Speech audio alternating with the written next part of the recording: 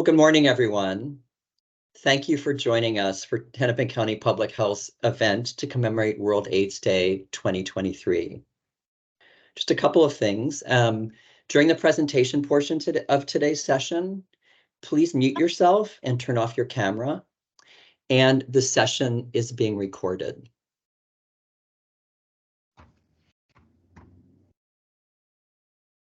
Next slide, please.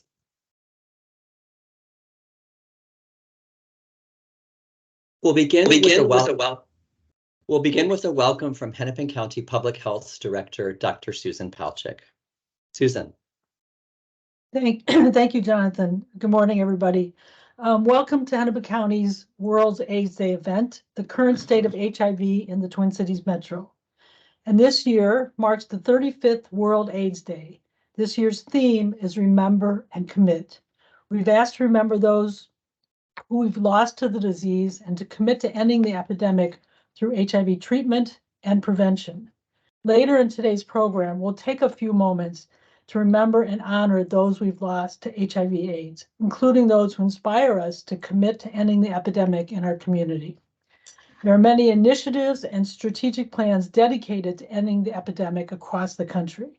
The national initiative, Ending the Epidemic in the U.S., aims to reduce new infections by 75% by 2025 and 90% by 2030.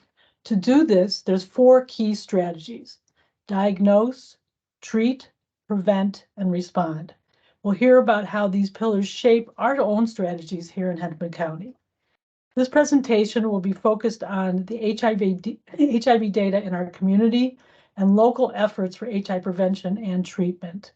In addition to the national key strategies, it's our belief that addressing disparities and the strength of our partnerships are critical to ending the epidemic and keeping our residents safe and healthy.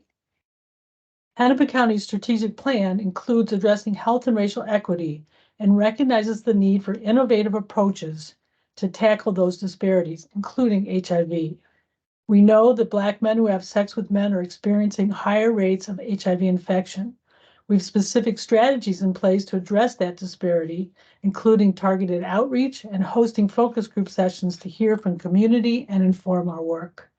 We've also expanded services to address the outbreak among people experiencing homelessness and injection drug use. Removing barriers to get people the services and medications they need in a timely manner have been central to these efforts. We can't do this work alone. Forging community partnerships is key to our strategy. We understand that ending the HIV epidemic requires collaboration with community-based organizations, service providers, and healthcare. There's more to ending the epidemic than solely focusing on HIV. That's why we partner with organizations dedicated to housing, Suboxone, and harm reduction, among many others. You'll get the chance to hear specifics for some of these programs today. There's still so much work to do, but Hennepin County is committed to ending HIV through equity, innovation, and continuous improvement. Thank you for supporting our efforts to protect and improve the health of all people in Hennepin County.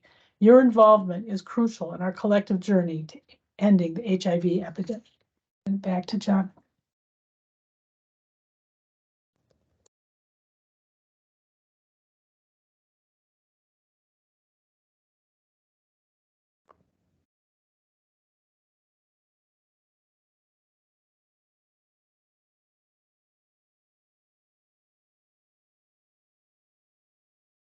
Next slide, please. To begin our presentations this morning, Cody Rosh, our Rangway Program Data Analyst, and epidemiologists Kelsey Tippett and Andrew Murray will present a current Twin Cities metro area HIV epidemiological profile. Following the epidemiological profile, Patrick Ingram, Community Outreach and Prevention Program Supervisor, Erin Mehta, Family Nurse Practitioner and Clinical Services Manager, Martha Trevi, Nursing Operations Manager with our community-based infectious disease team, and I, Jonathan Hamp, Rangway Program Coordinator, will present Hennepin County Public Health's programming and response to the metro area HIV epidemic. Following our presentations, we'll ask you for your comments and thoughts on what you've seen and heard at today's event. And as we present, please type any questions that you have in the chat box. Next slide, please.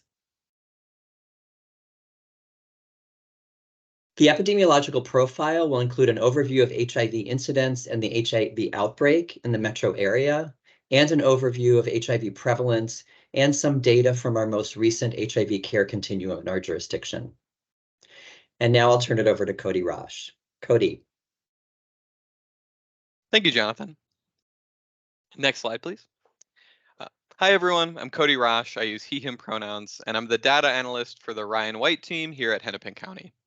First, we will be discussing incidence, which is defined as the number of people newly diagnosed with HIV in each calendar year. Next slide. In Minnesota, factors like systemic racism have prevented many communities, particularly African American and American Indian Minnesotans, from having equal access to the resources needed to achieve their best health. Poverty, adverse childhood experiences, and intergenerational trauma are all social determinants of health influenced by systemic racism. The health inequities experienced by communities of color because of these social determinants of health and systemic racism can result in health disparities. Next slide. This presentation will focus on data from both Hennepin County and the Minneapolis-St. Paul metro area. This metro area is also known as the Minneapolis-St. Paul Transitional Grant Area, or TGA for short. This TGA is set by Ryan White Part A legislation, which defines metropolitan funding areas in the United States. This map shows the counties covered in this metro area. Next slide. The Minneapolis-St. Paul grant area covers 11 Minnesota counties in the Twin Cities metro area, as well as Pierce and St. Croix counties in Wisconsin. During this presentation, when we say TGA or metro area or transitional grant area, we're referring to the Minnesota counties in the grant area. Next slide. Overall, we see that HIV incidence has declined steadily in the TGA. In 2000 and into 2010, we were seeing yearly incidence in the high 200s to mid 300s yearly in the TGA, and in the low 200s in Hennepin County. In recent years, incidence rates have dropped to the low 200s in the TGA, and in Hennepin County to the low 100s. One point of note, which you will likely notice in other slides, 2020 was a down year for HIV incidence. With the COVID-19 pandemic, there were fewer people getting HIV tests and fewer positive test results. Next slide. As we can see from this graph, a large portion of the decline in incidence in the TGA has come from Hennepin County. Hennepin County has seen a significant drop in incidence since 2000, whereas the other counties in the TGA have stayed relatively static. In early 2000, Hennepin County often accounted for 60 to 70% of all cases in the TGA. In recent years, Hennepin County has accounted for roughly 50 to 60% of cases in the TGA. Next slide. Thank you. The decline in incidence has not been evenly distributed across races and ethnicities. The majority of this decline in yearly incidence has been among white, non-Hispanic people. Most other demographic groups have either experienced relatively small declines or have had small increases in incidence rates since 2010. One particularly revealing health disparity is that in recent years, incidence among Black, non-Hispanic individuals not born in Africa now matches or exceeds that of white non-Hispanic incidence, which has not been the case in the past. Next slide. Male incidence continues to take up the majority of overall incidence in the TGA. Both male and female incidence counts have declined since 2010, while individuals that are transgender or identify with a different gender identity have had a small increase. Next slide. When looking at incidence among people assigned male at birth, we can see that the trends are fairly similar to the overall population. The majority of this decline in yearly incidence has been among white, non-Hispanic people. Most other race and ethnic groups have stayed relatively static or had slight increases in incidence. Once again, we see that in recent years, incidence among Black, non-Hispanic men not born in Africa has exceeded or equaled that of white, non-Hispanic men. Next slide.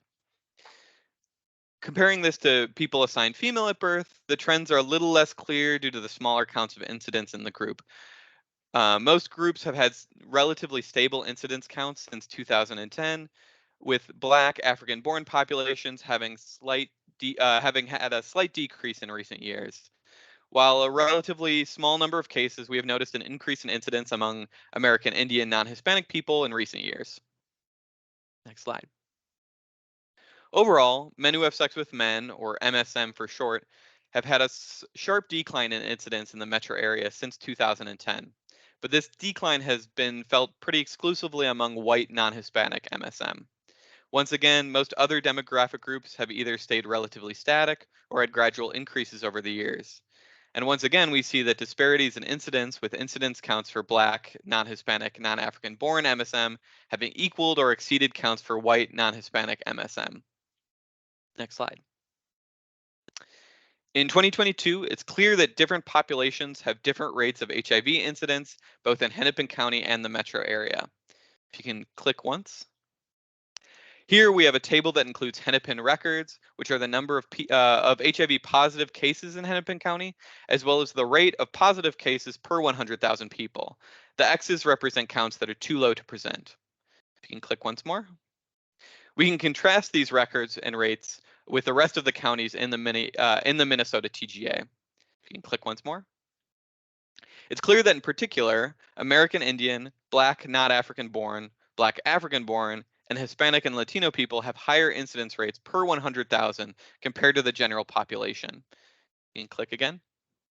Just as well, men who have sex with men have significantly higher incidence rates compared to non-MSM populations. Next slide. Here we can take a look a little bit more granularly at recent changes in HIV incidence by examining counts by race, gender, and age groupings since 2013. If you can click once. We can group that total incidence counts from 2013 to 2017, which would be like the previous 5-year period, and 2018 to 2022, the most recent 5-year period. If you can click again. We can also show both the change in the number of HIV cases and the percentage change from those two time frames. Click once more. As you can see, there's been a 17% decrease in incidence over this time frame, accounting for 225 fewer cases in 2018 to 2022. Click again. Some subpopulations, such as Black African-born females aged 25 to 34 and white non-Hispanic males aged 45 to 54, have had significant decreases in incidence during this time frame. Click once more. However, other groups, including Hispanic Latino males aged 25 to 34 and Black African-born non-Hispanic females aged 45 to 54, as well as Black not African-born males aged 25 to 34, have had significant increases in incidence. Next slide. Late testing is defined by an incidence case that is diagnosed as AIDS within 1 year of the initial HIV positive test result. Being diagnosed with AIDS indicates that a person has lived with HIV for some time and that they have progressed further along the HIV infection. High levels of late testing can be indicative of a lack of testing in a particular community, as individuals do not become aware of their HIV status until much later after transmission. People born outside the United States are much more likely to have a late test compared to people born within the United States in the TGA. Next slide. Late tests are not evenly distributed across races and ethnicities. Black African-born people are much more likely to have a late test compared to other groups, and the proportion of late tests among Black African-born people has risen in recent years. Next slide. When a person tests positive for HIV, the likely mode of transmission is also recorded. In recent years, the proportion of incidence cases among men who have sex with men has gone down steadily, with the proportion of unknown cases rising. It's possible that rising stigma or homophobia might be causing this increase in unknown transmission.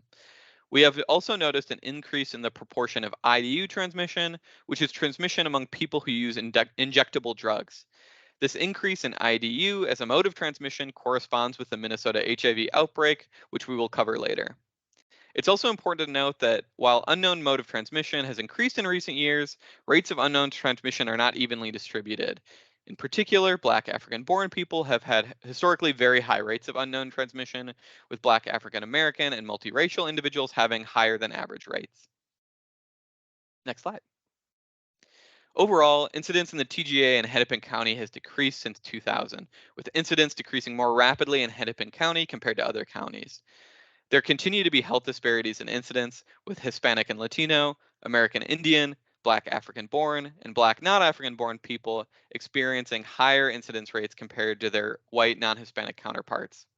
Just as well, incidence rates are significantly higher among men who have sex with men. While incidence among white MSM have declined in recent years, rates among non-white MSM have either remained steady or increased. In particular, incidence among young MSM, aged 15 to 34, as well as Black and Hispanic MSM is increasing. Incidence among young Black MSM now exceeds the incidence among young white MSM. For people assigned female at birth, Black African-born individuals have the highest incidence. And Black African-born individuals are also have the highest percentage of incidence cases that were late to test, and that percentage has increased in recent years. Now we'll pass it off to Kelsey for more information regarding the HIV outbreak. Great, thank you, Cody, and good morning, everyone. I'm Kelsey. I'm an epidemiologist with Hennepin County Public Health, and I'm hoping to talk with you today about the HIV outbreak that's currently occurring in Hennepin and Ramsey counties. As you might be aware, in 2020, the HIV outbreak was declared in these counties, with most cases dating back to December 2018.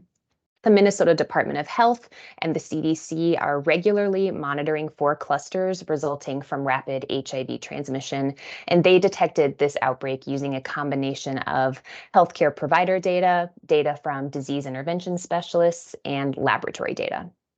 Analysis of these epidemiological and molecular data supports that there are two distinct outbreaks occurring concurrently. I'll begin by describing these two clusters. Next slide, please. First, we've seen a cluster of HIV cases among people who inject drugs, who also live in encampments or are experiencing unstable housing. This cluster currently includes 97 cases. The second cluster includes people assigned male at birth who use injection drugs and have sex with people who are assigned male at birth. This is a dual risk factor, men who have sex with men and injection drug use, or MSM-IDU. There are currently 120 cases known to be part of this cluster. Next slide. As I've alluded, people at high risk in this current outbreak include those who use injection drugs or share needles or other drug use equipment, people experiencing homelessness or unstable housing, men who have sex with men, and people who exchange sex for income or other items that they might need. Next slide. There have been cases diagnosed as part of these outbreaks in most every month since the outbreaks are believed to have begun back in December 2018. This curve plots new diagnoses over time. In the dark blue bars, you can see those cases designated as part of the encampment cluster, and in the light blue, you'll see the MSM-IDU related cases. The orange line shows the cumulative case count over time, ending with our current case count, 217. In 2023 so far, there have been 44 new diagnoses that meet outbreak criteria. Next slide. While the HIV outbreak affects all races and ethnicities, some groups are disproportionately affected by these outbreaks. For example, based on the 2020 census, American Indian populations account for less than 1% of the population of Hennepin and Ramsey counties. However, nearly 20% of outbreak cases are among individuals identifying as American Indian. Similarly, Black African American and Hispanic populations are overrepresented in this outbreak when compared to their population sizes. These disparities exist for a multitude of reasons like racism, unequal access to healthcare, stigma, and medical mistrust based on a history of mistreatment. Next slide. Our response to this outbreak is firmly rooted in how we can be most supportive as people protect themselves or achieve the best health for those who are already living with HIV. These three strategies describe part of our response, especially for some of the most vulnerable cases, those who are experiencing homelessness. First is screening, prevention, and harm reduction. Under screening, providers across our healthcare system have implemented rapid HIV testing. Hennepin County is providing it at pop-up events and on outreach, and emergency departments have begun working it into their protocols when they encounter patients who meet the testing recommendations based on the risk factors known to be associated with this outbreak. One of the most important ways to prevent new outbreak cases is through the use of PrEP, which Healthcare for the Homeless is administering out in the field. PrEP is a daily regimen that's been shown to reduce the risk of HIV acquisition through sex by as much as 99%. Our Red Door Clinic disease intervention specialists also have time dedicated to street outreach to help identify contacts and encourage screening so that those individuals can be aware of their status. And part of harm reduction is helping people safely practice the behaviors that they are engaging in. That includes condom distribution for safer sex, syringe services to provide a supply of new, clean drug use equipment, and distributing Narcan and fentanyl test strips for safe usage. Outreach staff, the Red Door Clinic, and other community partners are providing these life-saving tools daily. Moving on to clinical treatment, the goal of HIV treatment is, of course, to achieve an undetectable viral load. We know that HIV isn't curable, but through consistent treatment, people can maintain such low levels of HIV in their bodies that they can't pass it on to other people via sexual transmission. To make treatment and thus the possibility of reaching viral suppression accessible, our Healthcare for the Homeless teams have outreach providers administering HIV treatment in the community using incentives. They currently have a caseload of about 20 to 25 patients living with HIV, about 2/3 of whom have achieved viral suppression. Our Healthcare for the Homeless providers are also treating co-occurring infections like hepatitis C or other STIs like syphilis, chlamydia, and gonorrhea that can cause complications with HIV. And finally, providers are working with patients on substance use disorder treatment, including Suboxone, which can reduce withdrawal symptoms and promote recovery. Finally, housing is a vital pillar in preventing the spread of HIV and seeing improved outcomes among people living with HIV. Healthcare for the Homeless now has housing-specific social workers who are working to get cases a coordinated entry assessment, which matches eligible people to housing opportunities. We know that before people experiencing homelessness can be housed, they need to be visible by our housing system. The county has also worked with community partners on pilot programs to provide housing specifically for people living with HIV. With safe and affordable housing, people are better able to access medical care and adhere to their medication regimens. The lessons we've learned during these outbreaks and our response efforts really underscore the need for ongoing collaboration between public health, healthcare, housing, and social service providers to reduce HIV transmission and improve HIV care and viral suppression outcomes. And now switching from incidence to prevalence, I'll pass it over to my colleague, Andrew. Next slide. Thanks, Kelsey. My name's Andrew Murray. I am an epidemiologist with Hennepin County Public Health. I use he, him pronouns, and as Kelsey mentioned, I'll be talking about HIV prevalence, which is the number of people living with HIV in the Grant area. 4 main things impact prevalence: new diagnoses of HIV, people living with HIV or with HIV leaving the Grant area, as well as those moving to the Grant area, and deaths. Next slide, please. So this map shows the number of people living with HIV by county in the Grant area. The counties with the greatest number of people living with HIV are Hennepin, Ramsey, and Dakota, which are also those with the largest urban centers and populations. But if we take county population into account, Hennepin County, Ramsey have the highest rates, followed by Dakota and Anoka. Next slide. This slide shows prevalence trends over time. And I want to call your attention to 2 different types of data being shown. The y-axis, or the vertical axis on the left side, shows the number of people living with HIV. And then the data labels with each line are showing the % change from year to year. Comparing Hennepin County to the rest of the Grant area, you'll notice that Hennepin County has had smaller % changes each year. Next click, please. It's also important to note that Hennepin County is the only county in the Grant area where the population of people living with HIV has decreased from 2021 to 2022. This is a really exciting trend, and hopefully it's the result of slowing diagnoses in the Grant area.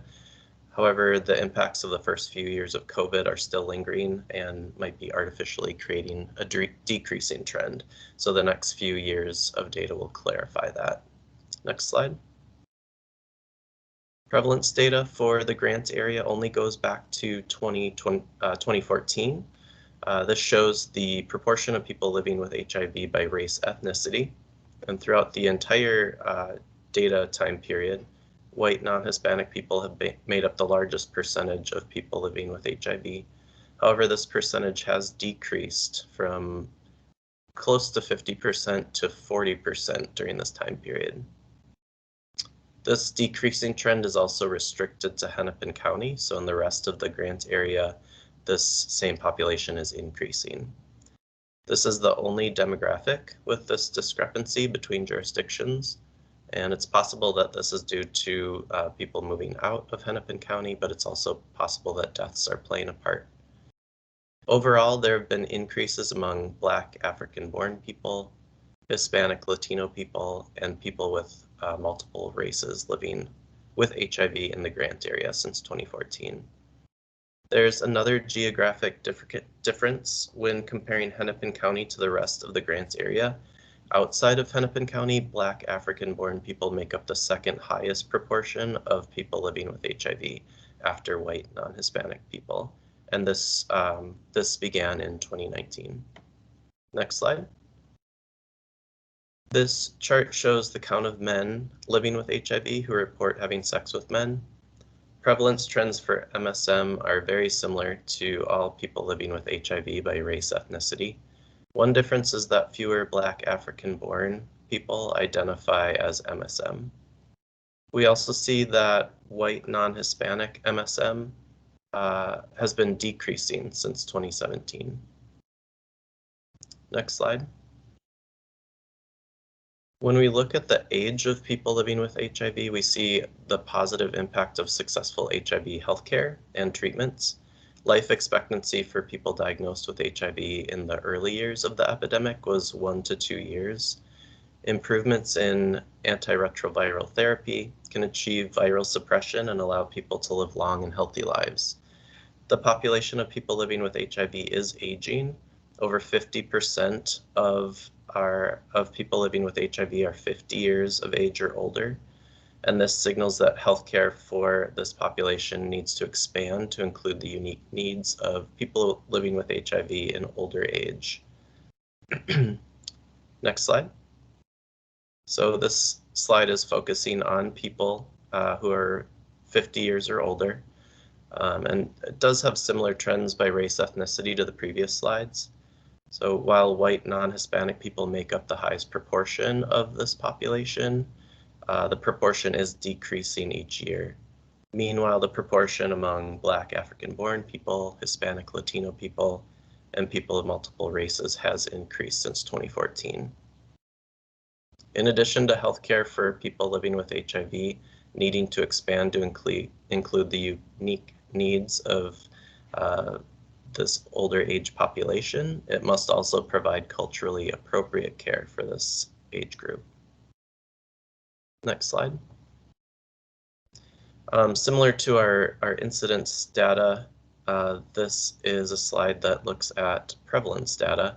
So in 2022, there were 4,942 people living with HIV in Hennepin County, which corresponds to a rate of almost 430 people per 100,000 population.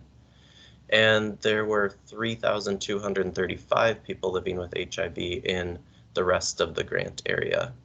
And that corresponds to a rate of about 140 people per 100,000 population. Next click.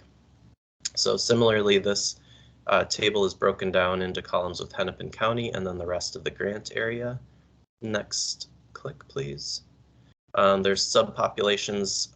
The ones that are in bold are those with higher rates than the overall rate in the jurisdiction. Next click.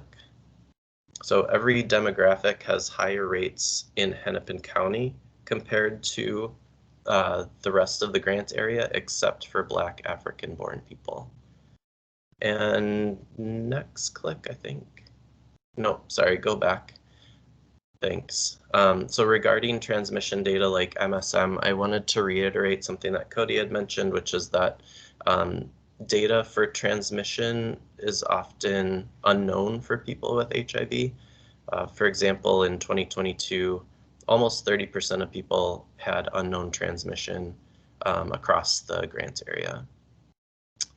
Next slide. So a few important trends to highlight regarding prevalence. People assigned male at birth make up 75% of prevalence in the grant area, and rates are much higher for men who identify as MSM.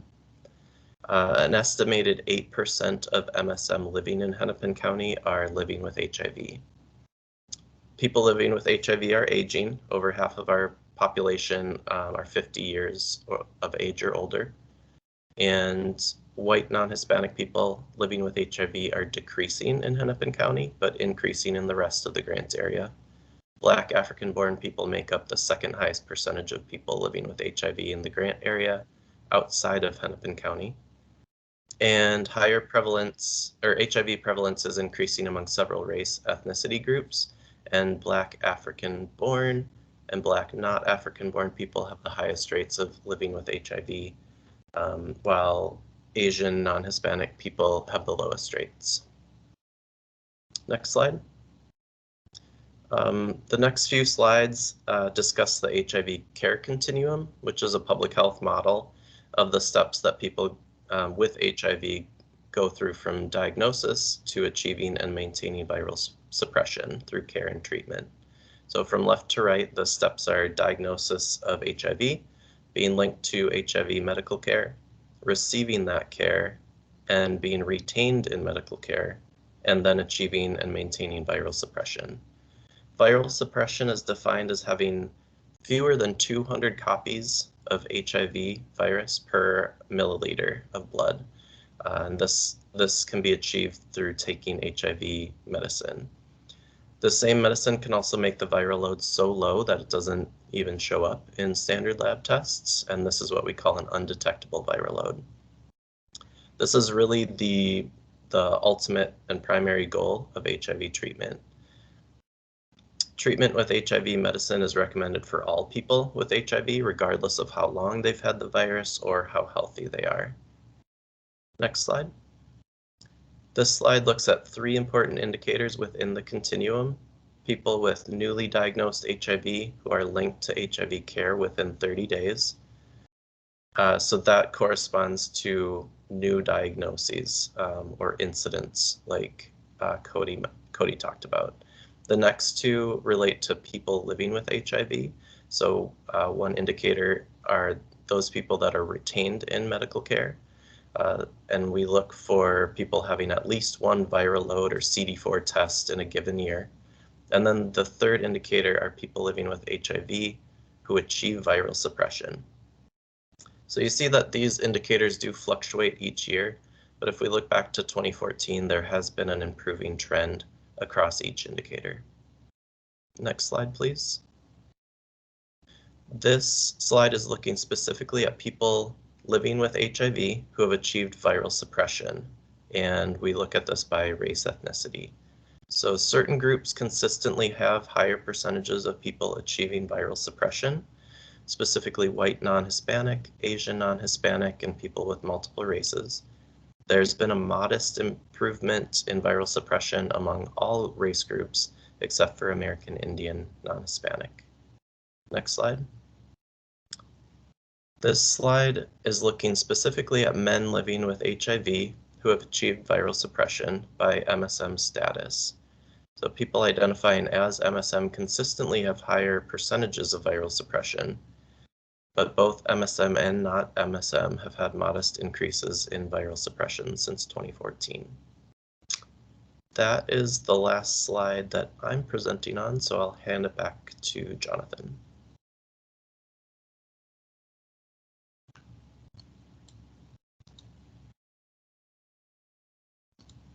Thank you, Andrew, Kelsey, and Cody. World AIDS Day is an opportunity for people worldwide to unite and end HIV, to show support for people living with HIV and those at risk of infection, and to commemorate those who've died from an AIDS-related illness. Founded in 1988, World AIDS Day was the first ever global health day. It's also a day to remind the public and government that HIV is still with us. The theme of this year's 35th World AIDS Day is Remember and Commit. Please take a few moments to remember and reflect on the people who are no longer with us, who inspire you to do the work that you do to end HIV. And if you're comfortable, please share the names of those people in the chat.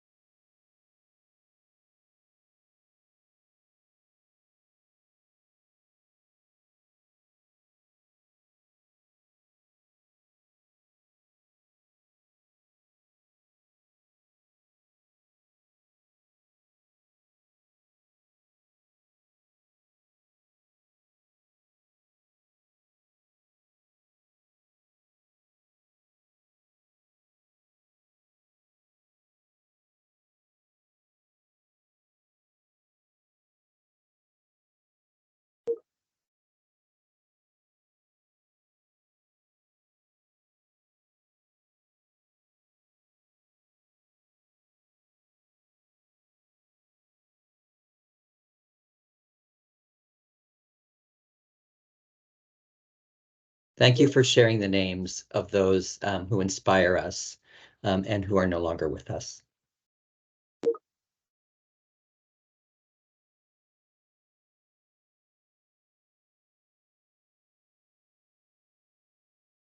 Next slide, please. Now we'll present on Hennepin County Public Health's current HIV prevention and care programming and our response to the epidemic in our metro area.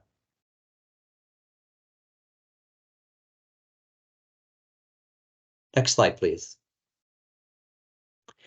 In 2016, our Ryan White program worked together with Red Door Clinic and community partners to develop a strategy to end HIV in Hennepin County called Positively Hennepin. Positively Hennepin envisions that all people living with HIV have vibrant, healthy lives. There are no new infections, and all have equitable access to HIV prevention and care. Positively Hennepin has 3 goals: decrease new infections, ensure equitable access to HIV prevention and treatment, and engage and facilitate empowerment of communities that the epidemic has hit hardest to mobilize and end HIV in their communities. Positively Hennepin operates under 2 overarching principles: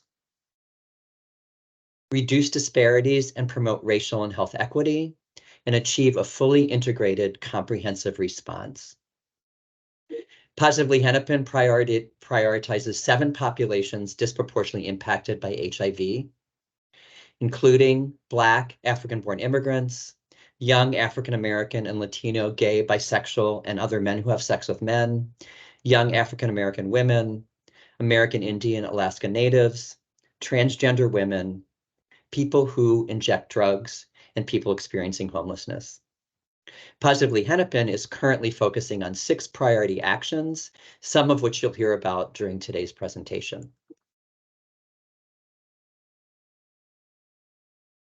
Next slide, please.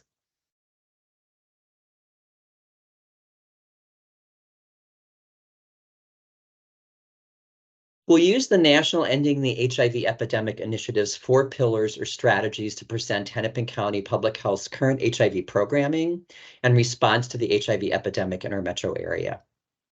The first pillar is diagnose all people with HIV as soon after HIV acquisition as possible. The second is to treat people with HIV quickly and effectively to achieve sustained viral suppression to reach an undetectable equals untransmittable status, what we often call U equals U. The third is to prevent new transmissions using evidence-based, highly effective interventions like PrEP, pre-exposure prophylaxis, and syringe services. And the fourth pillar is respond rapidly to potential HIV outbreaks and clusters to ensure access to prevention and treatment to end the outbreaks and cluster expansion.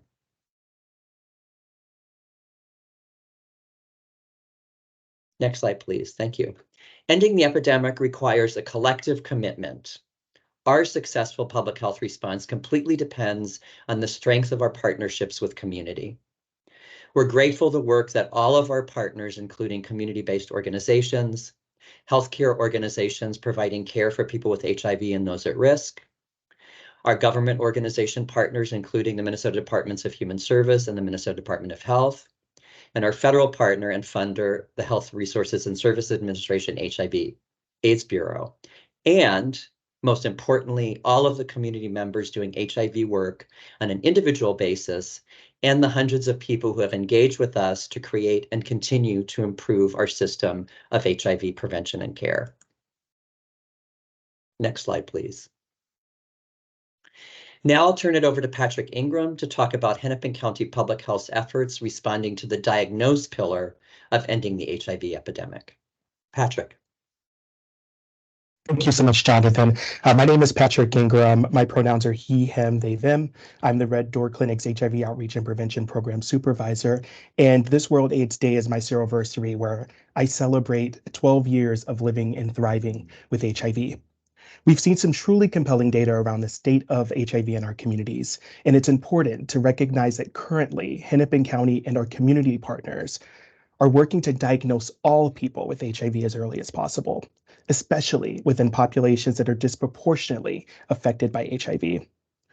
Within our public health clinical services, we have the Red Door Clinic, Disease Intervention and Partner Services, Syringe Services, medications for opioid use disorder programs, healthcare for the homeless, our community-based infectious disease team, better known as CBID, and refugee health.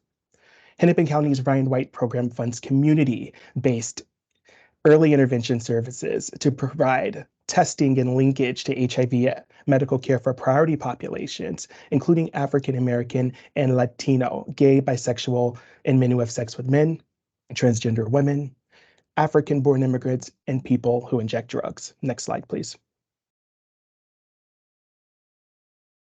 Red Door Clinic provides HIV testing, referral services, and key points of entry into care and support services through linkage agreements, trust, and relationship building. Our talented staff are quickly able to assess the immediate needs, attitudes, knowledge, behaviors, and beliefs patients may have regarding their care, and provide the necessary support to ensure shared decision-making and patient autonomy. We keep our clients' care at the center of our work. This is accomplished through internal and external public health detailing, most recently at North Point Health and Wellness, where we educated their clinicians on the state of sexual health in Hennepin County and best ways to support multi-site STI screening. Additionally, in clinic, we work to support the increase in utilization of health literacy of our patients. Next slide, please.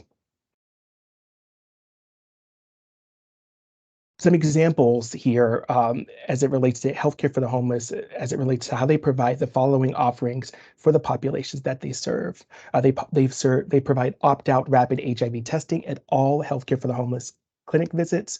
Our refugee health program provides opt-out HIV testing for refugees who are screened at our public health clinic. Healthcare for the homeless also provides street outreach, HIV and Hep C and STI testing, and nurses who are deployed into the field to support HIV confirmation test. Next slide, please. This information on the left are just a summary of the data, and on the right is a visual representation that shows that high positivity rates indicate that we are reaching communities disproportionately affected by HIV. It's important to recognize that the highest positivity rates were among Black and Latinx, gay, bisexual, and men who have sex with men. And American Indian and Alaska Natives, who were smaller subpopulations within a service area where we see a majority white non-Hispanic population. Next slide, please. As it relates to the work being done to ensure our efforts in diagnosing new cases of HIV, our clinics continue to move forward toward increasing the effectiveness of clinic and community-based HIV testing and early intervention services, especially among communities disproportionately impacted by HIV. We also are looking at implementing a status-neutral approach to HIV. And a status-neutral approach is a whole person approach to HIV prevention and care that emphasizes high-quality care to engage and retain people and services regardless if the services are for HIV treatment or prevention. A status-neutral approach continually addresses the healthcare and social service needs of all people affected by HIV, so that they can achieve and maintain optimal health and well-being. Status-neutral services include case management to help connect these young folks to PrEP, other highly effective prevention interventions, high HIV care and supportive services to support adherence to PrEP, and to antiretroviral therapy for those who are diagnosed with HIV. Finally, it's important to recognize that an HIV diagnosis is a life-changing event, and our public health and public health clinical services teams who provide direct patient care are empathetic, understanding, present, and continuously improving the ways we support patients before, during, and after sharing a positive diagnosis with a person. And now I'll turn it over to Erin Mehta to talk about our programming to treat people with HIV. Erin? Thank you, Patrick. Hi, everybody. My name is Erin Mehta, and I am the Nursing Operations Manager with the Community-Based Infectious Disease team, while also supporting our public health clinical services. I'm going to be talking about the second pillar, to treat people with HIV rapidly and effectively to reach sustained viral suppression.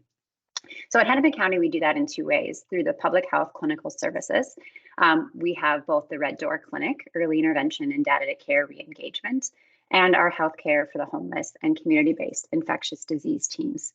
We also have Ryan White program services, which are both clinic and community-based provider partnerships. Next slide, please. So with the Red Door, a majority of the services with Red Door are early intervention, which means providing care at the very beginning of someone's journey, right after an HIV diagnosis.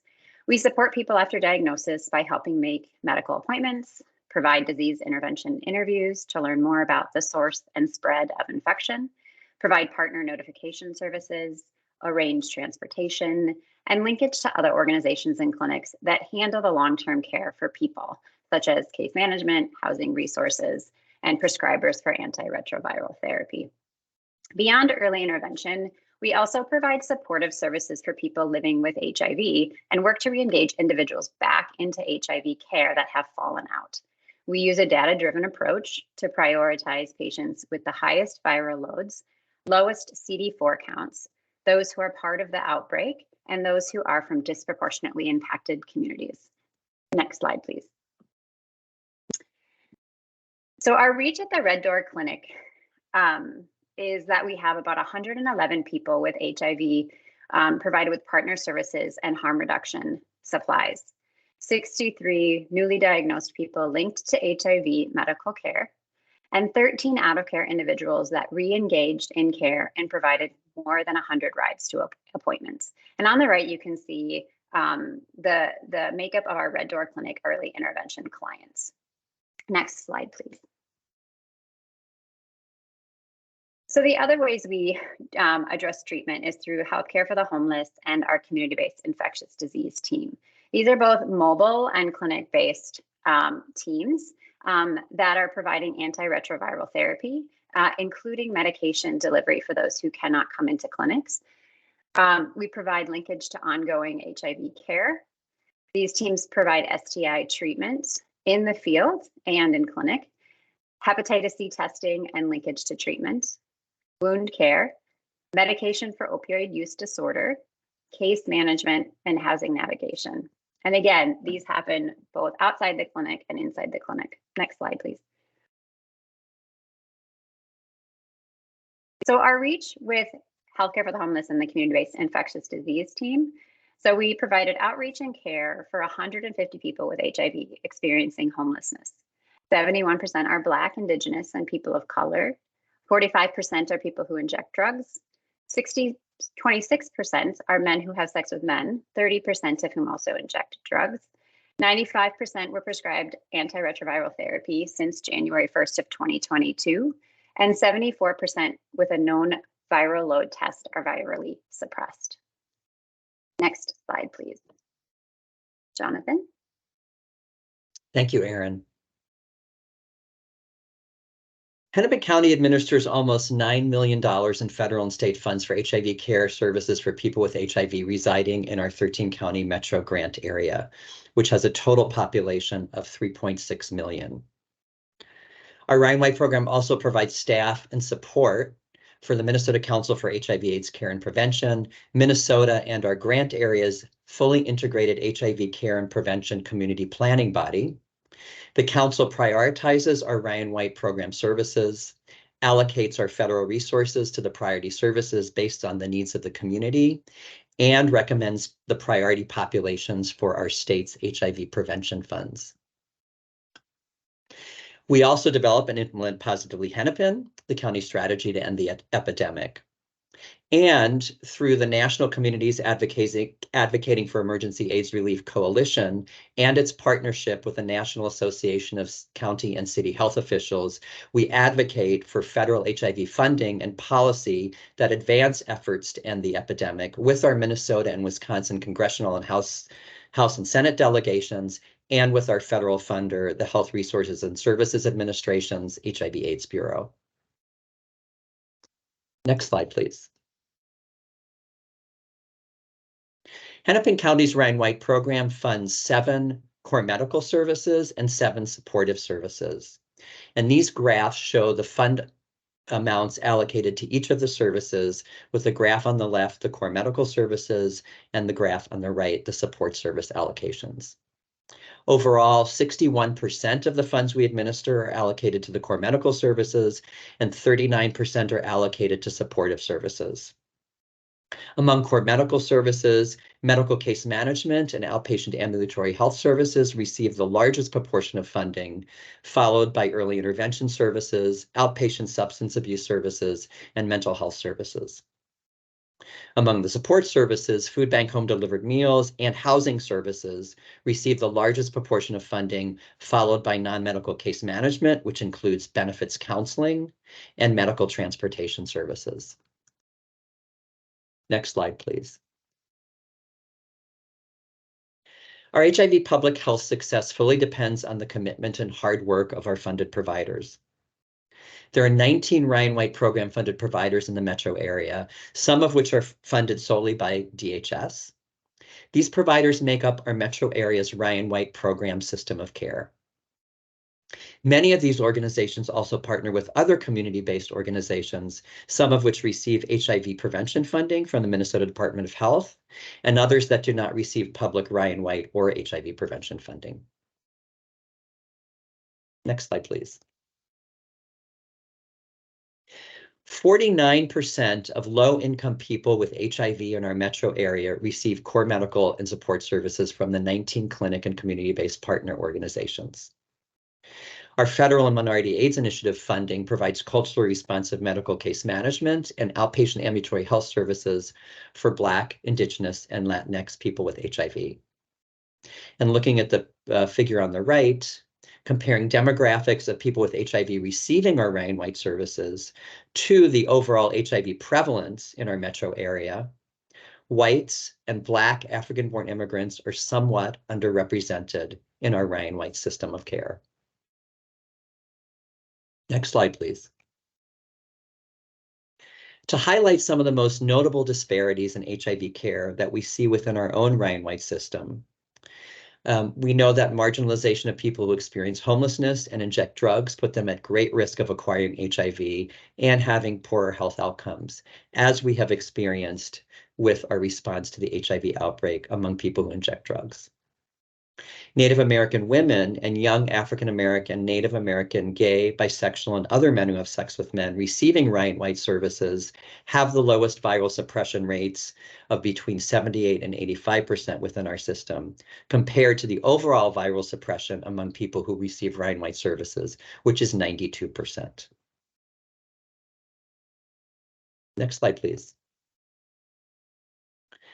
Some of our strategies to reduce disparities in HIV care include working to ensure access to culture responsive HIV service navigation and case management services for anyone who is not virally suppressed, scaling up rapid access to antiretroviral therapy so anyone can start treatment upon diagnosis, developing and implementing lower barrier housing models for people with HIV who are unhoused, supporting our provider quality improvement projects to eliminate HIV-related health disparities within their own client populations, prioritizing populations with lower viral suppression rates for data to care interventions and other efforts to engage people with HIV who are not receiving HIV medical care, increasing our outreach efforts to enroll more people with HIV in Ryan White program services to increase our overall population retention and care and viral suppression rates. The viral suppression rate of the population of people with HIV who receive Ryan White services is 20 to 25% greater than the overall population of all people diagnosed with HIV in our metro area jurisdiction. Next slide, please. As we've mentioned, the theme for this World AIDS Day is remember and commit. We'll take a pause here before we move on to the prevent strategy of our response to HIV. Please answer this question by taking the poll that you should see on your screen. What will you commit to do to end the HIV epidemic in the coming year? Please select those that apply to you. And if there's other things that you plan to commit to do, please write those in the chat.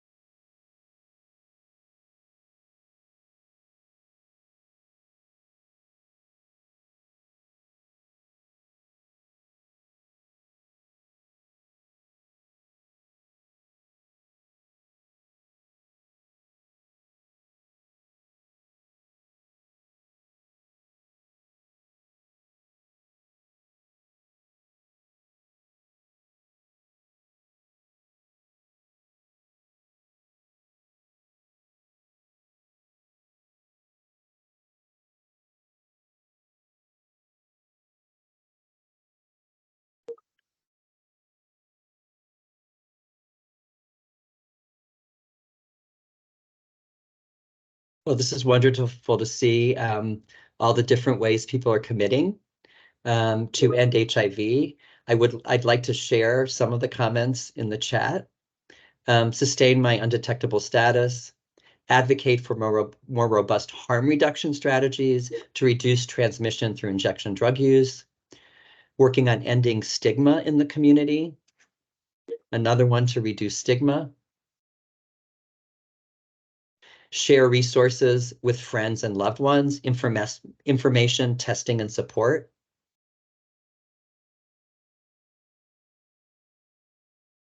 Continue to do my part in providing quality county HIV data.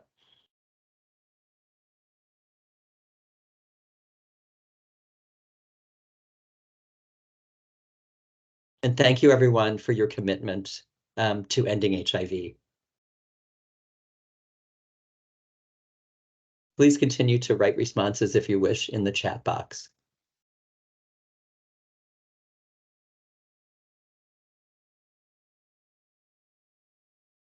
Next slide, please. Now I'll turn it back over to Patrick Ingram to talk about Hennepin County Public Health's efforts responding to the prevent pillar of ending the HIV epidemic. Patrick. Thank you so much, Jonathan. It's refreshing to see the commitment-related responses which create a healthy segue into our next pillar, prevention. Hennepin County Public Health Clinical Services has 5 program areas that provide HIV prevention services: Red Door Clinic, syringe services, healthcare for the homeless, community-based infectious disease response team, and Better Together Hennepin. These program areas are essential to the necessary work needed to end HIV in Minnesota and to align with the National HIV and AIDS Strategy and ending the HIV epidemic in the United States goals. Next slide, please. Some of the things that are offered at Red Door Clinic include STI testing and treatment, disease intervention specialists who provide partner notification of HIV, those who are exposed to HIV, and support client linkage to PrEP. Red Door Clinic also provides condom and lube distribution and syringe services and medication for opioid use disorder. Our clinic also offers PrEP, pre-exposure prophylaxis, a medication to help prevent HIV, including long-acting injectables. This medication is prescribed in clinic to communities disproportionately affected by HIV, and we also provide external referrals if and when needed. PrEP coordinators are essential to this work, and they answer patient questions and assist in successful PrEP uptake. PrEP coordinators also support patients by developing a plan to access and stay adherent to their PrEP medication.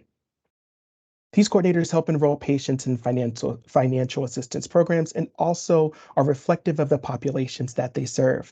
I can speak to this. As a PrEP coordinator, when I first started 2 years ago in Hennepin County, we saw an increase in the number of African American and Latinx folks utilizing PrEP. Our own data shows that representation in our community health specialist roles matter to our patients. We also offer NPEP, non-occupational post-exposure prophylaxis, a medication to help prevent HIV after exposure. Red Door Services PrEP team supports patients by enrolling patients in patient assistance programs that either pay for copays or the medication in its entirety. Red Door's PrEP team also coordinates with pharmacies to ensure that if they have medications in stock for this intervention, and also support the creation of a plan to pick up patients' NPEP meds while staying connected with patients to ensure that they are best supported over the next 28 days, which include a follow-up screening appointment via a return visit to our clinic.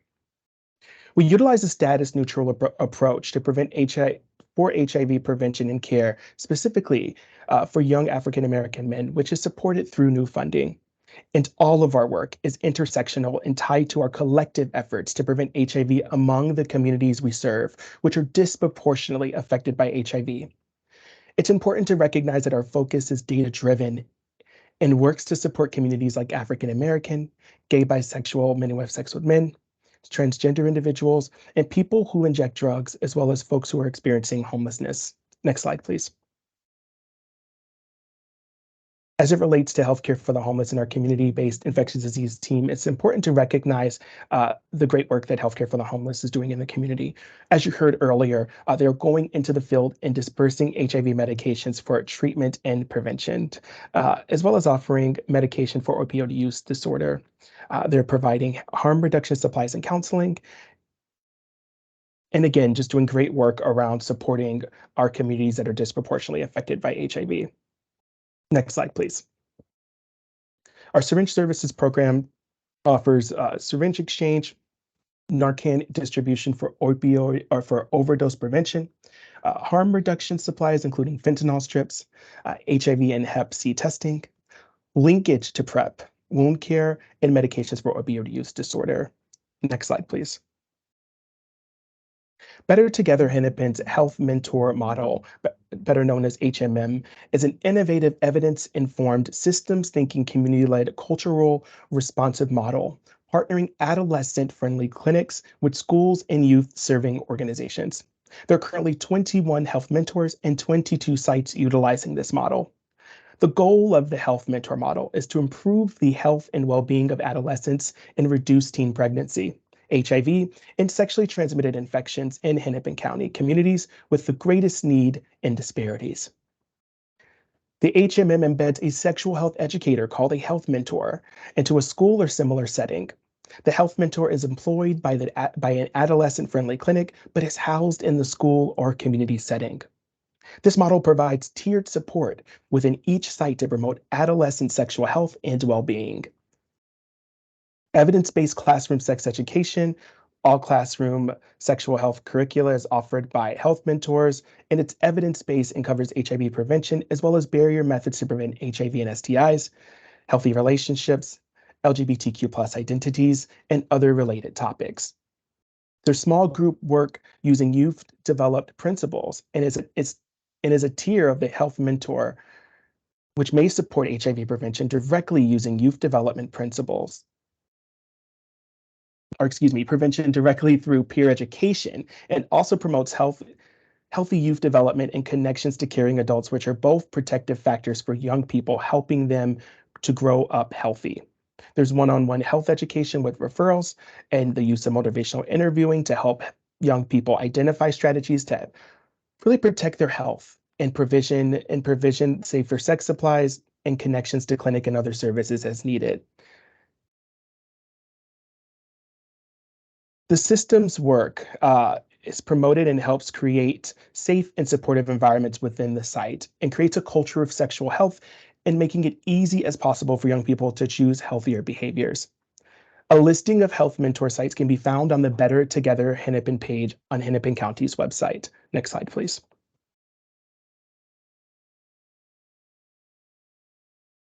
This information is providing insight into our reach, the reach of our syringe services between 2021 and 2023. Since 2021, the number of clients receiving syringes almost doubled, with 500,000 syringes distributed and 250,000 safely discarded.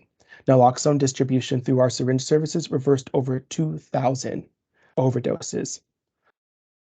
On the bottom right, you see a racial ethnic breakdown of the percentage of people receiving syringes. Next slide, please. Here we see our PrEP reach. PrEP enrollment is steadily increasing, and enrollment increased by 138 in 2021 to 206 in 2022. Again, it's important to recognize that representation matters. Additionally, the data shows what happens when we increase uptake of PrEP. What we have seen in data and incidence of HIV decreases in white non-Hispanic populations and higher uptake of PrEP when compared to other racial ethnic groups is really motivational for the work that, especially at Red Door Clinic, our PrEP coordinators do to really focus in on increasing the uptake of PrEP among communities and populations that are disproportionately impacted by HIV. Next slide, please. The PrEP to need ratio is the number of people on PrEP divided by the number of new infections in a given year. In Minnesota, based on the 2022 data, the PrEP to need ratio among African Americans and Latinx folk is significantly lower than among whites, with a PrEP to need ratio of 55 for whites and 4 for African American and 6 for Latinx. Being unique in our approach to increase uptake of PrEP for HIV prevention requires the work that's already being done. We see Healthcare for the Homeless in the field working to increase and sustain PrEP uptake. Red Door Services uses DIS and nurses in the field to connect and engage communities experiencing homelessness, opioid use disorder, and injection drug use. Public health detailing takes place at organizations like North Point Health and Wellness. We currently are expanding our PrEP program eligibility by including African American women. There's a commitment to hiring, retaining, and training staff who are representative of these populations that we're serving. And we're convening providers and community-based organizations and using the newly formed Minnesota PrEP Network to strategize, disseminate information, and explore opportunities to collaborate. If you're interested in engaging in some of these meetings, please reach out to someone in Hennepin County or me. We'd love to bring in as many people with skin in the game and a commitment to end disparities in new HIV diagnoses and increase access to culturally competent care for people living with HIV and people preventing HIV.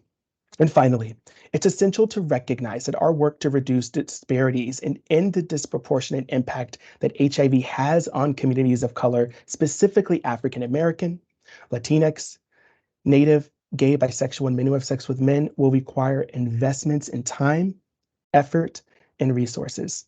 There's no way around it. At this time, I will pass it on to our next presenter, Martha. Thank you.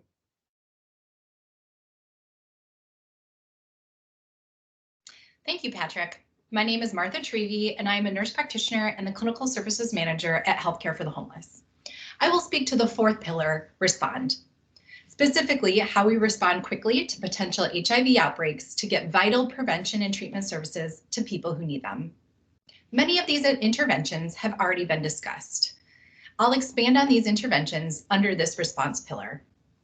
This response is done in collaboration between three particular frontline clinical services: Red Door Clinic, the community-based infectious disease team, and Healthcare for the Homeless. First and foremost, we offer screening for HIV, STI, and hepatitis C in our clinics and on street outreach. If a test is positive, we offer mobile phlebotomy to confirm an HIV diagnosis. PrEP and NPEP is also offered in our clinics and on street outreach, focusing on care for individuals and communities who historically have faced significant barriers to care in traditional healthcare systems. Our services are rooted in harm reduction. We offer syringes, naloxone, fentanyl and xylazine test strips, and harm reduction counseling. Our savvy disease intervention team reaches out to new cases to offer initial interviews, linkage to care, and partner notification. Next slide, please. For those patients living with HIV, Healthcare for the Homeless and the community-based infectious disease teams are offering treatment and care coordination for patients focused on those staying outside. Many of these interventions have already been discussed, but I'll quickly review them here. They include mobile and clinic-based antiretroviral therapy medication delivery. Uniquely, patients may choose to have their medications delivered in small quantities, even 3 to 7 days at a time, in whatever fashion is best for them.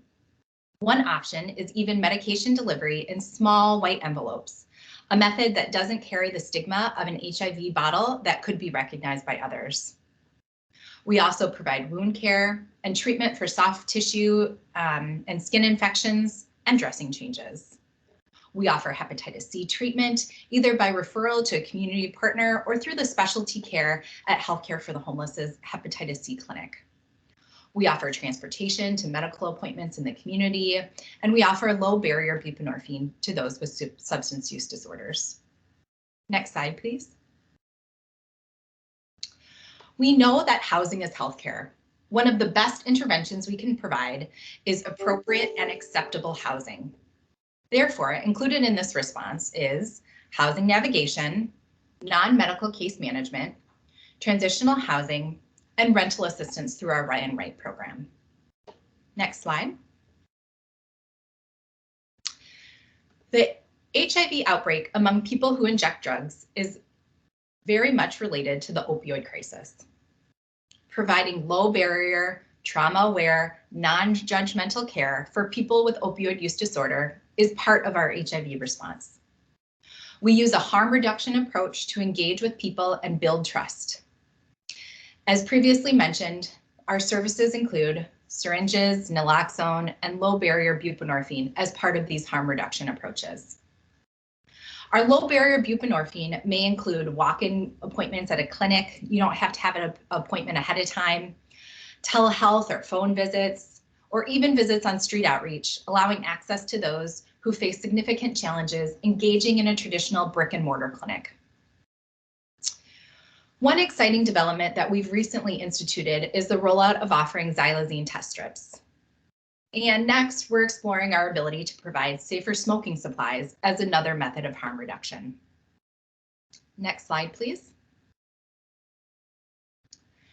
For the first 2.5 years of the HIV outbreak, our public health emergency preparedness and response program supported an incident command structure response to mobilize the resources to effectively respond to the outbreak. This program prepares for, responds to, and recovers from emergencies that threaten the health of Hennepin County communities. This response ensures equitable access to public health emergency services for all populations. And it maintains the public health emergency response plans and systems to meet the needs of an incident that exceeds the day-to-day capacity of our program activities. Infectious disease outbreak response activities include safety, health, and infection prevention guidance for all staff and residents, providing medications to affected populations, epidemiological surveillance and investigation, community engagement and outreach activities, and public information and communication. Next slide, please. Regarding the outbreak for people who inject drugs, you can see the housing status of those impacted. There is still a large proportion of people who the housing status is not known. The frequency of engagement in medical care is variable, as noted here. Next slide, please. Here are the clinical markers for our HIV outbreak among people who inject drugs. When adding up those who have gotten a prescription for antiretroviral therapy in the past 30 days to 12 months, roughly 70% of patients on the outbreak have been prescribed antiretroviral therapy in the past year. Conversely, 30% are not known to be on antiretroviral therapy or have not been prescribed in the last year. Within this current outbreak, 66% of people are virally suppressed, or what we consider U equals U, undetectable is untransmittable. Next slide, please. Strategies to reduce disparities include increasing the workforce to respond to infectious diseases, including HIV, most notably the newly formed and award-winning community-based infectious disease team that is nimble to quickly respond to a community outbreak. Provide low-barrier, street-based HIV care to people who aren't engaged in care elsewhere. We're working on ways to provide pathways for safe, appropriate, stable housing, and offering case management to anyone who is not virally suppressed. Next slide, please. And here, this concludes the fourth pillar of response, and I will hand it back to Jonathan. Thank you. Thank you so much, Martha. Before we move on to hearing from you, I do want to mention that to really have the most robust response to HIV in our jurisdiction requires having the evidence and data to be able to inform how we proceed and how we focus our response. I want to take a moment to acknowledge the folks behind the scenes who provide all of us who are not only administering programs, but on the front lines, working directly with people with HIV, the data that we need to do our best work. Hennepin County Public Health has a very robust data infrastructure, which includes our own Ryan White data analyst, Cody, our epidemiology team, Kelsey and Andrew you heard from today, who are members of that team, as well as our public health informatics team, led by Aaron Peterson, along with Nate and Mihi Bean, who provide not only the data that we use for individual effective interventions, both on the prevention and care side, but also on the population level. So we're able to effectively identify those disparities and be able to disaggregate data to a level where we can focus very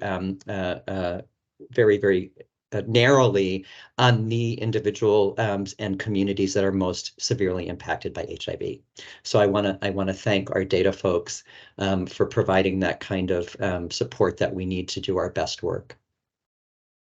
So this concludes our presentations for today, and I'd like to now open it up for comments from you.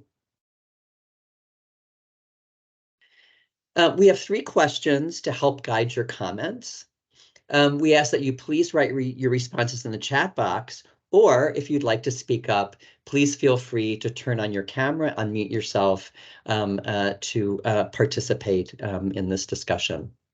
And we have 3 questions. We'll pause for some time for you all to answer and speak up after each one of the questions. So first question, please. What was most striking to you in today's presentations? So please again write in the chat box or speak up.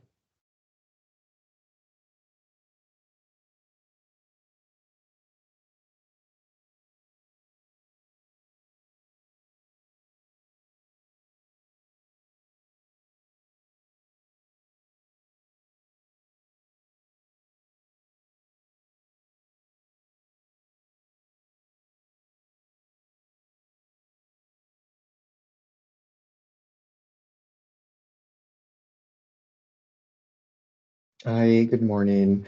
This is Leo. I was hoping to maybe speak up from some of the things that I heard, and as far as things that were striking to me, um, when we were reviewing the information that Martha presented around response and sort of the linkage and sort of that correlation between folks who are experiencing HIV or they're living with HIV and also experiencing things like the home insecurity and substance misuse or abuse. I thought that was really powerful. I don't know if we have time to go back for that. Throughout I was kind of catching screen grabs, and that was one that I was that I had missed, but I thought that that was a really powerful element of the presentation as well, and that was very striking to me.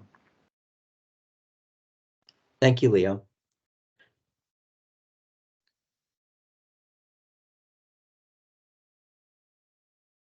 I'm wondering any additional comments from Martha or others?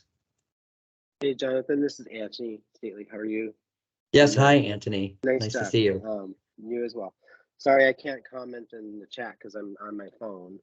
It won't let me. But one question I had was not a question per se, but I guess a comment, something I think would be interesting to do for future webinars or whatever, is to sort of think through like how can we delve deeper into the data around this endemic of houselessness and houselessness, infectious disease, which includes HIV. Also, hepatitis C rates are off skyrocketing. And then I think also as it relates to IV drug use and other forms of substance use, so maybe non-injection drug use and how that relates to some of those things. And I think that the interesting thing about the data, as I think, is as we like, I was thinking about the earlier sort of presentation about the two very distinct clusters that are having the highest impact in driving the outbreaks, is that there's probably some similarities and some real differences between those two groups, but there's a center there between those two things that are probably sort of driving some of those things. So I'm just kind of wondering if you've done some deeper analysis, or if you plan to do some deeper analysis around that specifically, and sort of help us understand that better. And then also probably the strategies that you'd be thinking about doing specifically to address those clusters that are fairly unique from the rest of the population. Yes, thank you, Anthony. And I think that's a great observation and question about the two distinct clusters. Kelsey, please chime in. But I believe there is not a direct connection through the disease intervention or the time-space analysis or the molecular analysis of those two. However, we are having discussions and trying to develop better strategies for the cluster that's more likely MSM-IDU. There are some differences in needs and how to reach that population, and so that is a significant piece that we're trying to figure out some better ways to intervene with that particular population. Our healthcare for the homeless and community-based infectious disease team has been very successful in reaching particularly those cases that are associated with the encampments, and we're trying to better understand how and what we need to do to reach the cluster that's less likely to be experiencing homelessness. That's great, thank you. I think one thing I wanted to just kind of draw attention to is sort of one thing I was thinking was it seemed like that one cluster of individuals, there's a preponderance of people who are MSM who are between the ages of 20 and 29, who are significantly higher than other folks, or than the rate of incidence perhaps is what I'm referring to, not necessarily prevalence.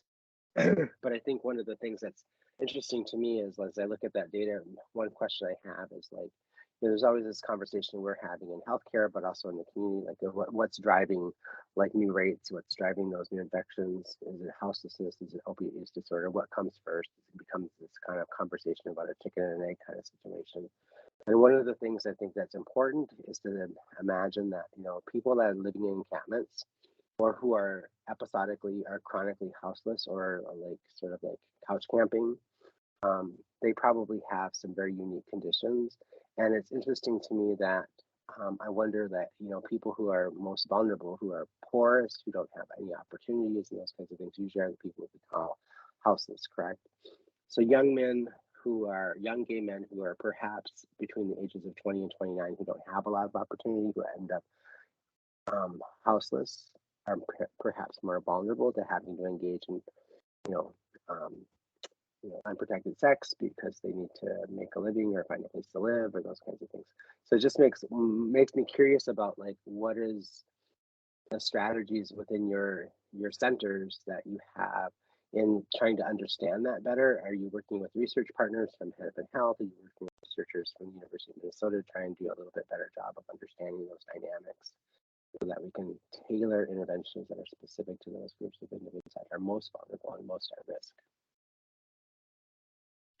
Yes, thank you for that question. Patrick talked a little bit about the status neutral approach funding that we've recently received, which will focus on young African American, gay, bisexual men who have sex with men. It's a national special programs of national significance where among 4 other jurisdictions in the country that are receiving this funding. And it's really to provide a more comprehensive, holistic, person-centered approach to HIV prevention and care for this particular population. And so we will be, there's a very robust evaluation plan for that project. And so we're hoping to learn exactly some of the things that you bring up about this particular population of young men. And hopefully we'll be able to have some success. It uses a non-medical case management model for those young men who are at risk and to help them help address those syndemics, including homelessness and others, to provide a more comprehensive approach to preventing HIV. And then, of course, anyone who's diagnosed with the program to have them connected to the types of services that are going to be meaningful for them and make a difference. Awesome. That sounds great. I didn't know you got a SPINS grant. That's awesome. That's awesome. Congratulations. Yeah. Thank you. I'd like to check in with you at some point in time about that project because I think there's some things that are specific to the Native population that might be of interest as well. Any work that NAC is doing, but just maybe we can check in later. I don't want to take up all the space today. Yeah, that'd be great. Thank you. Thank you, Anthony. I just want to mention a few things that I'm seeing in the chat. And this is actually a question that was asked earlier about how many folks, how many young people, why am I blanking now? Better Together Hennepin is reaching, and the response is over 5,000 young people a year are reached by Better Together Hennepin. Another comment of what stood out was the engagement and reaching 150 people. And I believe that refers to Healthcare for the Homeless reaching 150 people with HIV. Another thing that was striking was the increased outbreaks in the encampments. I'm very impressed with the deep level of data that was presented across such a variety of sub-issues. The impact on outcomes for those participating in Positively Hennepin. So maybe even learning a little bit more about the impact of Positively Hennepin. It takes many departments working together for a holistic approach. Yes, very impressed with what public health does with a focus on disparity reduction.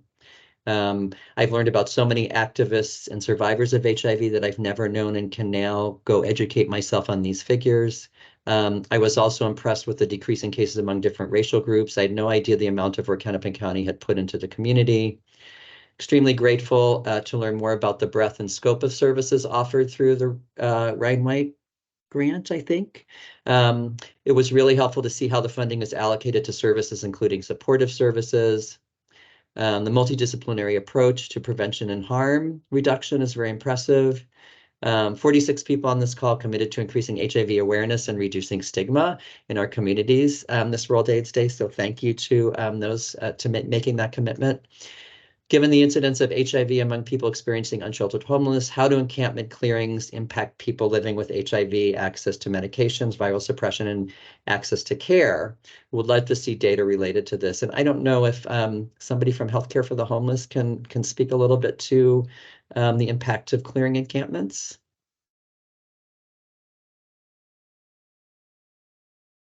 I'm happy to speak a little bit to the challenges that are encountered when encampments are cleared. I think that when our frontline staff who work so hard to build trusting relationships with patients staying in encampments, when they don't know how to connect with folks, it can often mean that medication delivery is challenging. Follow-up, including lab draws and blood, is challenging. And I think it just overall impacts it creates a disruption in care. I don't think we have any data on that, and it continues to be a big challenge that we face. Thank you. A response to Dr. Stately on your questions about syndemics. David Johnson, our EPI manager here, says our EPI and informatics teams plan to work on integrating cross-sector data across sources, which including social service data, to help address the issues you're raising. And thanks for bringing this up. I think presentation shows how much additional focus we need to place into funding and resources to proactively address HIV in African American, Latinx, Native, gay, bisexual, MSM, and youth populations. Question, how many of the individuals with unknown transmission data have received HIV care and or had conversation with healthcare provider about their diagnosis? Excellent question. I think that's something we probably are able to look into with our data. Wondering if there are any discussions on moving toward automatic testing for those present to the emergency room and in jail. I know we have had some discussions with Healthcare for the Hennepin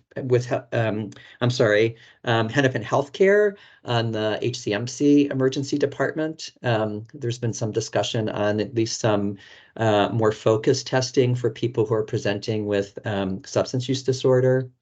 Another comment, the collaboration between the various departments in Hennepin County and between Hennepin, I believe DHS and housing. And Andrew does say this is a great question about how many individuals with unknown transmission. This is a great question, and we could look into this for some of the HIV care continuum indicators. So great, thank you for those questions.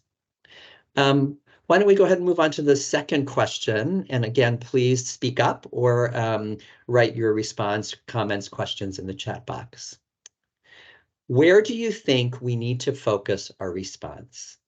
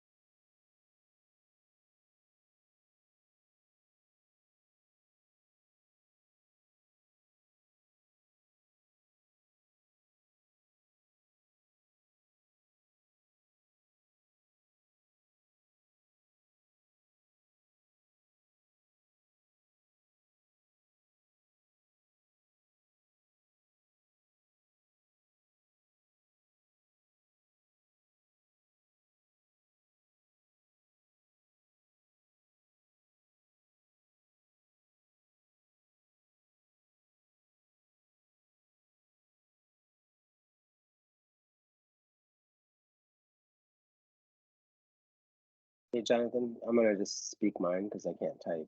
So yes, please. Thank you. One of the primary focuses, again, this is Nancy, I think would be, at least over the next, probably it's not going to happen in the next year, but like I think it's got to be a strategy that we think about. One is taking a look at the drivers of that syndemic.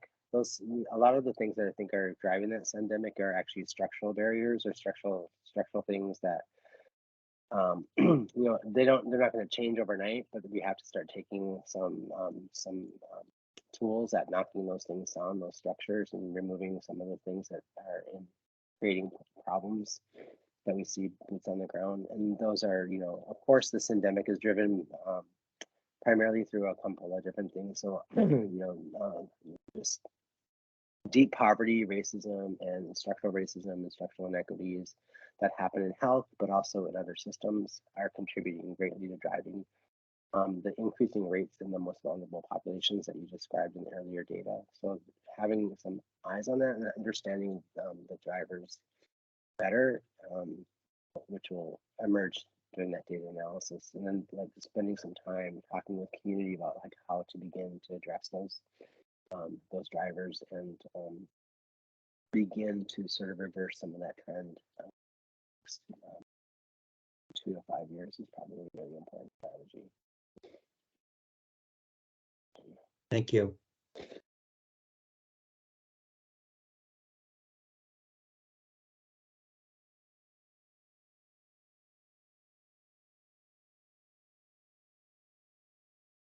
So I'll read some of the comments we're seeing in the chat so far. Dismantling systemic racism, as you mentioned, Anthony, that perpetuates health inequities. Increased PrEP usage among young gay men, women of color, and increased outreach and services into the African-born communities. Safe, culturally appropriate, and accessible housing that focuses on harm reduction. I am disappointed that we spend nearly 20 minutes breaking down infections by race and alluded to other factors on the edges. While I think we can agree that race is a factor, it seems obvious that it is one of many factors that intersect. I appreciate the folks who are called out what was clearly missing in this presentation, items like economic status, age, unsheltered status that seem to be common threads that connect many of the outbreak factors. For example, some of these populations may be unemployed, underemployed, homeless, and lack access to healthcare, have additional risk factors that we should be discussing more from a public policy front. We cannot ignore the elephant in the room if we truly wish to make a dent. HIV education and sex education in schools, increased harm reduction education and supplies to the community, and definitely the barriers to equity and equality. Always screening for STIs, HIV, and hepatitis to address this endemic. HIV and sex education to those with different reading levels. Our services should be in the communities where we see the most disparities, create community partnerships in those communities in a formalized way. I hope we will focus on programming to address homelessness, assistance for drug use, how we get access to basic health care for at-risk populations. Every public health clinic should have safe sex supplies and needle exchanges. I think we should focus our response on educating the Black, brown youth that are widely affected by the disease, yet the least educated on the matter due to its stigma within our communities. Require sexual orientation, gender identity data is collected and training to increase responses, which will decrease the number of unknown transmission. Investment of time, effort, staffing, and resources into models that can support injectable HIV treatment and PrEP, especially among communities of color experiencing social determinants of health. Additional advocacy and policy to break down barriers that many who are utilizing long-acting injections are experiencing. And in-clinic HIV rapid starts as well.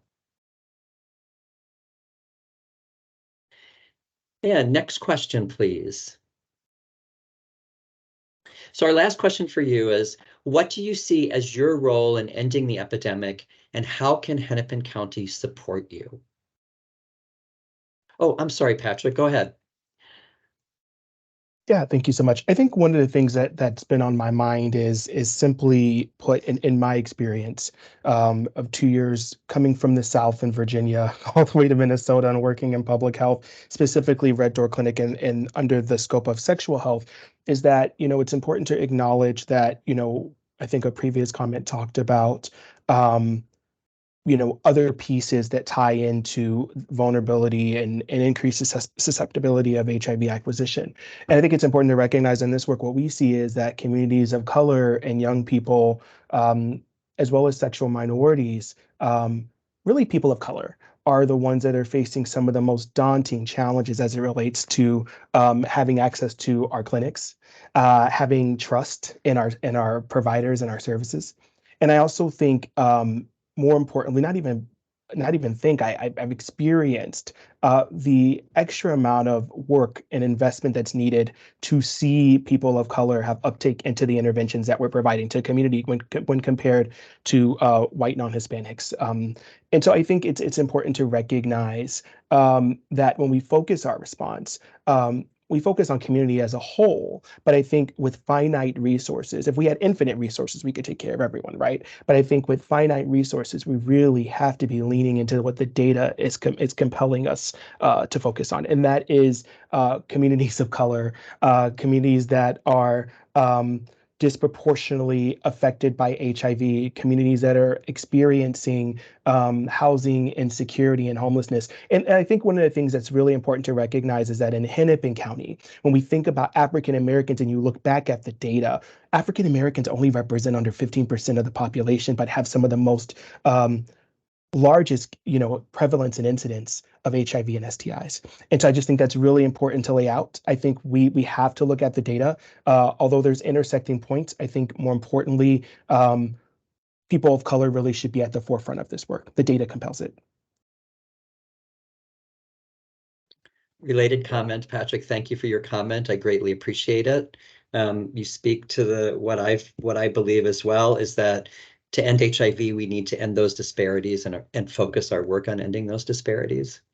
Another comment, work to increase collaboration and cooperation and less competition, which includes advocating for increased funding. The population of those living with HIV, flat funding is not sufficient.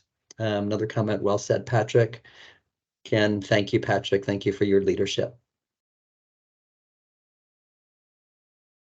I'll again repeat our last question. What do you see as your role in ending the epidemic, and how can Hennepin County support you?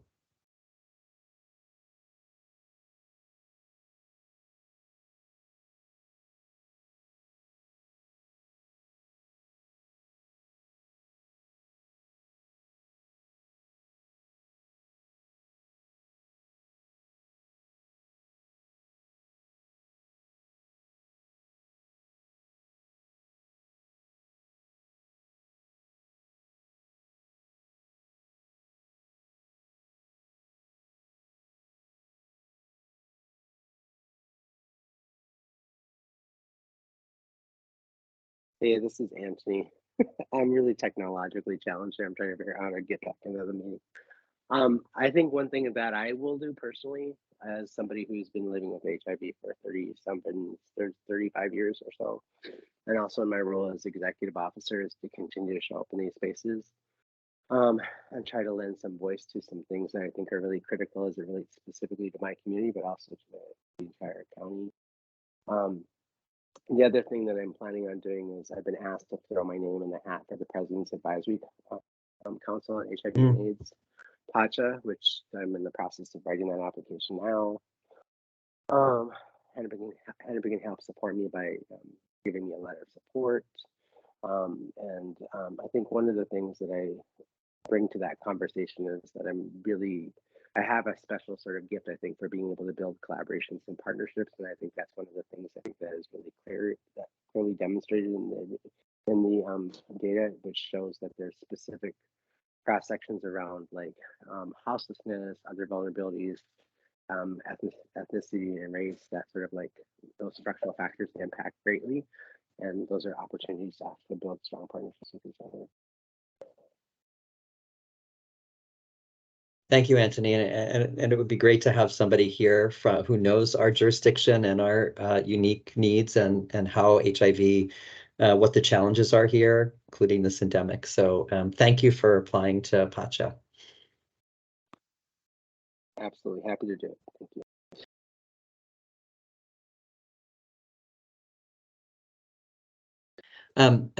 So some comments in the chat. Hennepin County can continue to provide public forums and bringing various communities together for collaborative work and response.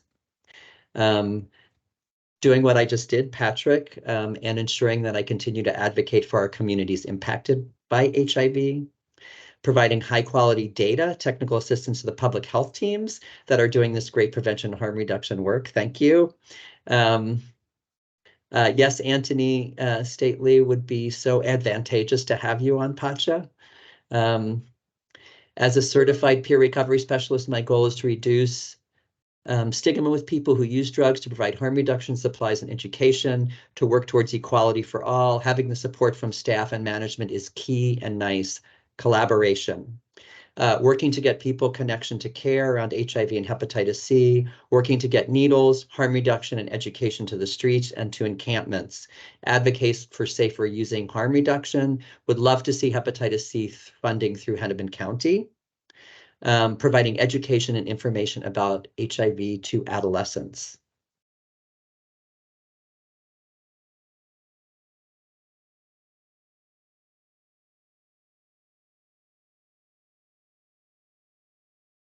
Are there any more comments, questions, thoughts?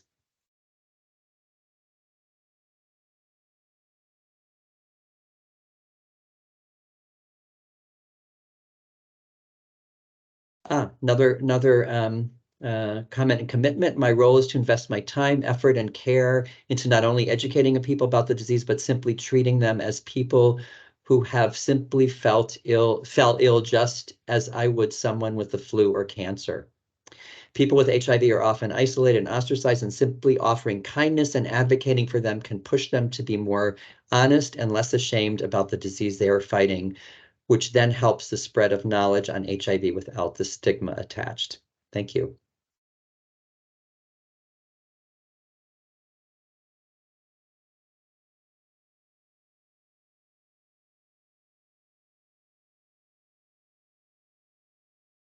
Well, thank you, everyone.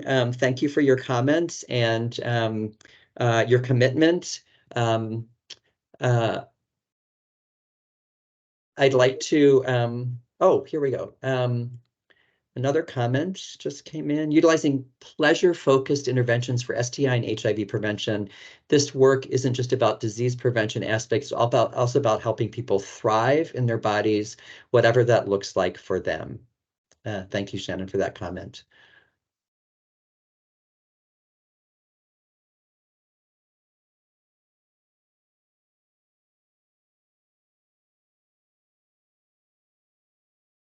Great presentation today. Thank you so much. Great work. Utilizing pleasure-focused interventions for STI. Oh my, OMG, yes. Great, thank you for those additional comments.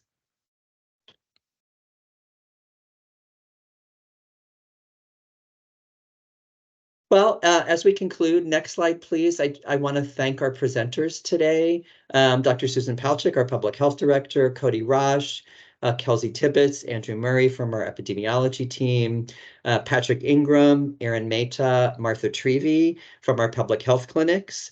If you have additional questions, comments, want to know more, please feel free to contact me. My email address is here. We'd very much like to hear from you. And we plan to follow up with you with a short survey. One of the things we're also interested in learning from you is we are planning to do this as an annual event, and we'd like to hear from you what you would like to see in future World AIDS Day commemorations that we do here at Hennepin County Public Health.